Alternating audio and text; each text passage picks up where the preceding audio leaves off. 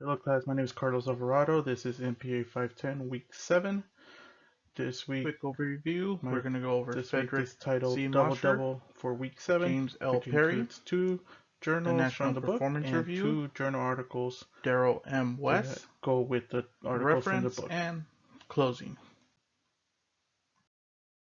The first article I chose is Democracy and the Public Service and the Collective Services by Frederick C. Mosher. The reason I picked this article, I was just going through the contents and seeing what had public service in the title, and that was the main reason I picked it.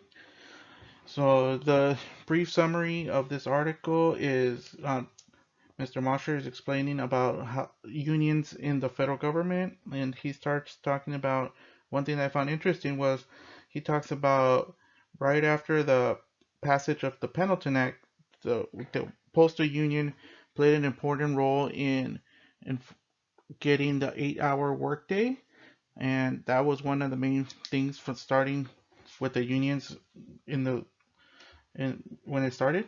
And then he goes on to explain that in the 60s and the 70s that local government, local and state government started increasing, so more unions started growing along with the workforce.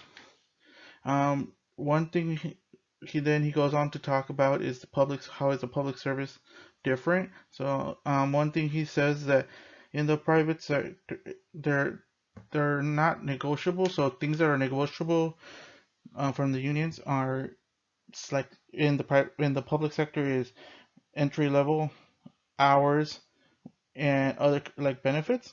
In the private sector, those conditions are not negotiable. And so one thing that I found really important is that he says that employee organizations have won the right to negotiate, so they're able to do what the private sector is not. So in the private sector, in the private sector, you can't um, you can you can go for salaries and all that, but there's no the company creates their own salary starting points. And one other thing that I found interesting was that he states that the primary for in the public sector, the unions are mostly primarily political compared to the private, that they're more economical. The article I chose is Measuring Public Service Motivation and Assessment of Construct Reliability and Validity by James L. Perry.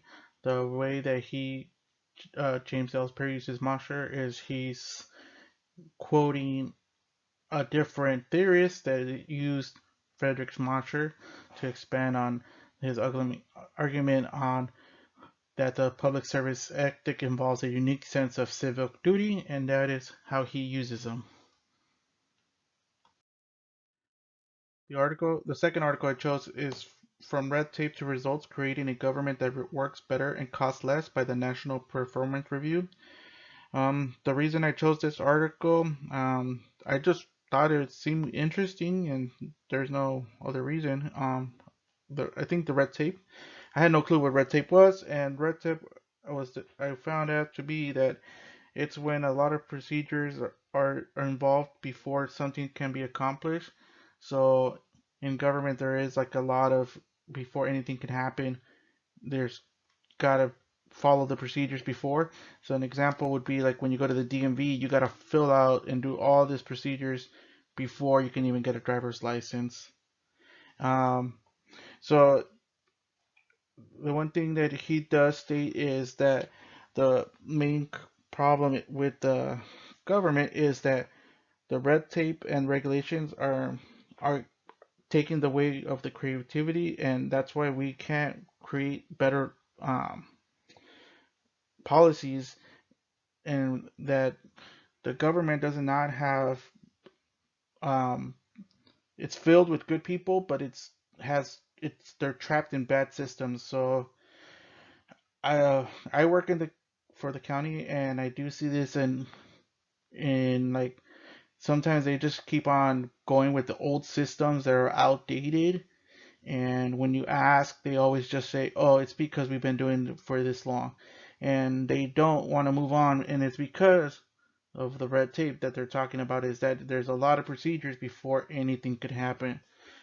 The thing about this article is that they go on to there's four simple things to create a solution for this, and the first one is cutting the red tape. So basically, is making it easier to change policy and not going through all the procedures and doing a lot just to create a change.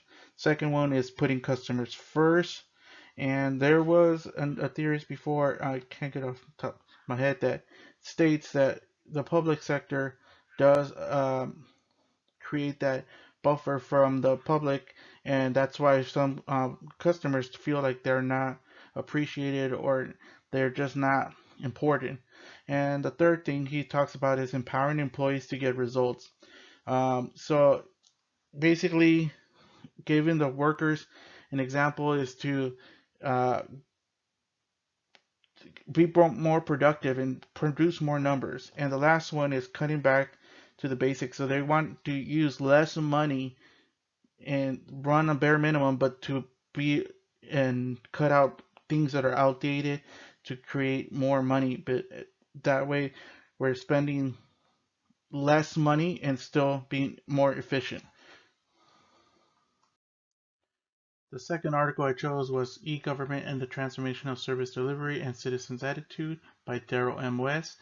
In this article, Mr. West does use the National Performance Review for to verify stats and include them in his article.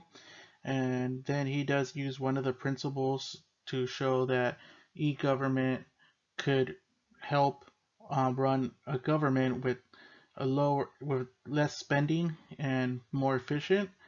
And he's using information from the article to support his theory, and he does use that in his article. Here are my reference. If any of you need to use for this week, go ahead and use these from the book and these two articles if needed. Thank you. Thank you for watching. Good luck on the critical assignment. And it was nice to meet all of you and interact through this last 8 weeks.